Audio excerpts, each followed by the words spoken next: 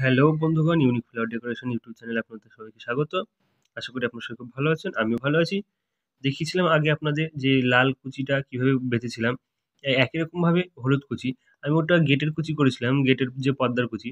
একই রকমভাবে করেছি, এটা ছাদনার কুচি, এটা হলুদ কাপড়ের ছিল। আমি হলুদ ও লাল ২ রকম কালার দিয়ে ছাদনা তলাটা করি যেহেতু, তো সেই কারণে আমি হলুদটাও কুচি দেখিয়েছি। এটি শর্ট ভিডিও। তোমরা যদি চাও শর্ট ভিডিও এরকম ভিডিও, আরও যদি মানে তোমাদের মন মতন যদি কোনো ভিডিও চাও, তো আমাকে ইউটিউবে কমেন্ট করে জানিও। আমি তোমাদের আশা অবশ্যই পূরণ করার চেষ্টা করব। তোমরা দেখছো কীভাবে হলুদ কুচিটা করছি।